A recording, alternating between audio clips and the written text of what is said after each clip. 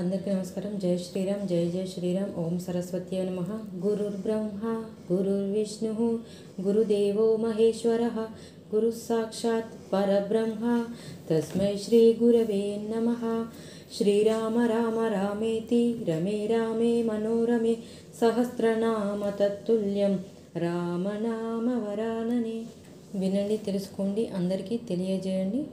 మనం ముందు సర్గలో అయోధ్యకు చేరిన సుమంత్రుడు దశరథుని దర్శించి శ్రీరాముడు తెలిపిన విషయములను వివరించుట, అప్పుడు ఆ మహారాజు కౌసల్య మొదలగు రాణులు అంతఃపుర స్త్రీలు ఆర్తనాదములతో శోకమున మునుంగుట గురించి తెలుసుకున్నాము.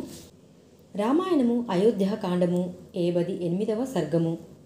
సీతారామ లక్ష్మణులు వనములలో ఎట్లు నివసించుచున్నారు, వారు మమ్ము గూర్చి ఏమి పలికిరి అని దశరథుడు సుమంత్రుని అడుగుట, సుమంత్రుడు వారిని గూర్చి మహారాజునకు విశదపరచుట.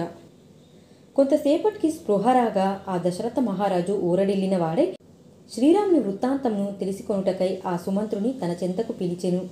అప్పుడే పట్టుబడి తన యూధపతిని ధ్యానించుచు మిక్కిలి సంతాపమునకు గురి అయి అస్వస్థతతో నిట్టూర్చుచున్న ఏనుగు వలె దశరథ మహారాజు నిరంతరము శ్రీరాముని స్మరించుచు దుఃఖ శోకములతో కుమిలిపోవుచుండెను. అట్టి మహారాజును సమీపించి సుమంత్రుడు అంజలి ఘటించి నిలబడెను. దుమ్ము కొట్టుకొనియున్న శరీరము గలిగి దీనుడై కన్నీరు మున్నీరుగా విలపించుచు తనను సమీపించుచున్న సూతునితో సుమంత్రునితో మిక్కిలి ఆర్తికి లోనైన మహారాజు ఇట్లనెను. ఓ సుమంత్ర, ధర్మాత్ముడైన నా రాఘవుడు మిగుల సుకుమారుడు, లాలనతో ముద్దు మురిపెములతో సుఖములలో పెరిగినవాడు. అతడిప్పుడు ఏ చెట్టును ఆశ్రయించినాడు, ఏమి తిని జీవించుచున్నాడు. ఓ సుమంత్ర, దుఃఖమను మాటనే ఎరుగని రాజకుమారుడైన నా రాముడు ఇప్పుడు అచట కష్టములకు ఎట్లు ఓర్చుకొనుచున్నాడు. హంసతూలికా తల్పములపై శయనించు నా ముద్దుల పట్టి కటికి నేలపై దిక్కులేని వాని వలె ఎట్లు పండుకొనుచున్నాడు.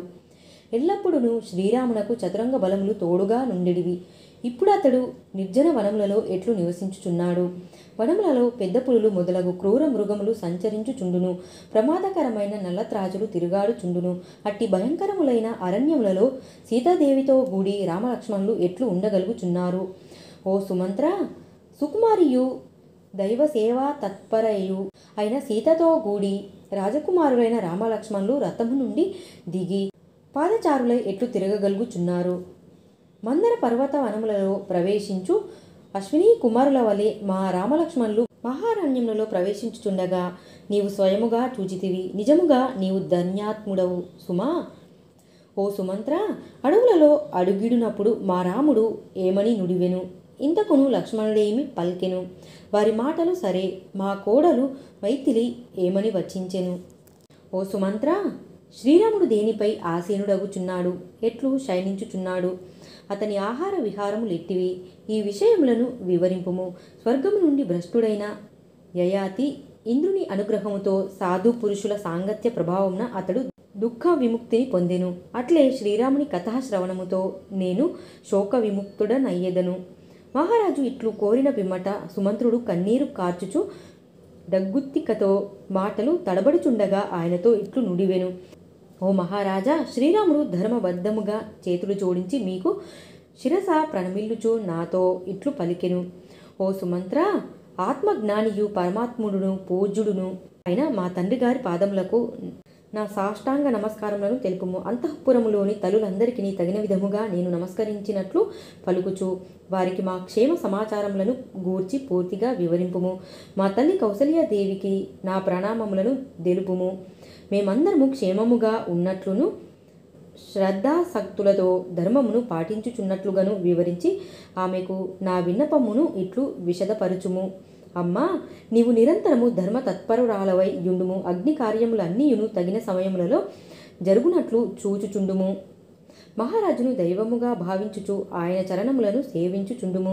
తల్లి, నేను పట్టమహిషిని, అందరికంటేను పెద్దదానను అని తలపోయక తల్లులందరినీ సమానముగా చూచుకొనుచు వారితో కలిసిమెలిసి యుండుము. పూజ్యురాలైన కైకేయీ దేవిని కూడా రాజుగారితో సమానముగా గౌరవింపుము. రాజు భరతుడు వయస్సుచే చిన్నవాడే అయినను రాజ్యాధికారమును బట్టి సర్వసంపదలు కలిగియున్నందున అందరికిని ఆదరణీయుడే. కనుక రాజధర్మమును అనుసరించి యువరాజైన భరత కుమారుని ఎడ రాజునందు వలె ప్రవర్తింపుము. ఓ సుమంత్ర, మా కుశల వార్తను భరతునకు తెలుపుము. ఇంకను ఆయనతో తల్లులందరి ఎడ ధర్మబద్ధముగా సముచితముగా మసలుకొనుము. వారిని భక్తి శ్రద్ధలతో సేవించుచుండుము. బాహుబల సంపన్నుడవు, ఇక్ష్వాకు వంశవర్ధనుడవు, యువరాజువు అయిన నీవు మహారాజైన మా తండ్రిని గౌరవముతో చూచుకొనుచుండుము. వయోవృద్ధుడైన ఆ ప్రభువునకు అవరోధములను కలిగింపకము. ఆయన ఆజ్ఞలను తలదాల్చి మసలుకొనుచు నీవు యువరాజుగా సమస్త భోగానుభవములతో కలకాలము వర్ధిల్లుము అని నా మాటగా అతనికి తెలుపుము. ఇంకను శ్రీరాముడు కన్నీరు గార్చుచు నాతో మిక్కిలి పుత్రప్రేమ గల నా తల్లి నాకేగాక నీకును తల్లిగా భావించి ఆమెను భక్తి శ్రద్ధలతో చూచుకొనుము అని పలికెను. ఓ మహారాజా, మహాయశస్వియు రాజీవలోచనుడును అయిన శ్రీరాముడు నాతో ఈ విధముగా పలుకుచునే సంతతధారగా కన్నీరు గార్చెను. ఓ రాజా, లక్ష్మణుడు మాత్రము మిక్కిలి క్రుద్ధుడై నిట్టూర్పులు విడుచుచు ఇట్లు నుడివెను. ఓ సుమంత్ర, రాజకుమారుడైన శ్రీరాముని అడవుల పాలు చేయుటకు అతడు చేసిన అపరాధమేమి? రాజు కైకేయి యొక్క తుచ్చమైన దుర్బోధలు విని ఏమాత్రము ఆలోచింపక వెంటనే చేయరాని పనిని చేసెను. దానివలన మేము కష్టాల పాలైతిమి. శ్రీరాముని వనములకు పంపుటకు గల కారణము కైకేయి యొక్క లోభగుణము కావచ్చును, లేదా రాజు ఆమెకిచ్చిన వరములైనను గావచ్చును. కారణము ఏదైనను ఇది శ్రీరాముడి ఎడ ఒనర్చిన మహాపచారము. మహారాజు తన ఆజ్ఞకు తిరుగులేదని చేసెనా, లేక విధి నిర్ణయమే ఇట్లున్నదా? ఏది ఏమైనను శ్రీరాముని వనములకు పంపుట మాత్రము నా దృష్టిలో సముచితము కాదు.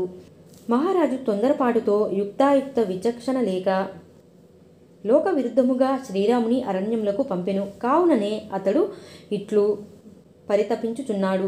నేను మాత్రము మహారాజును ఇక తండ్రిగా గౌరవింపను. నాకు సోదరుడైనను, ప్రభువైనను, బంధువైనను, కడకు తండ్రి అయినను అన్నీయును శ్రీరాముడే.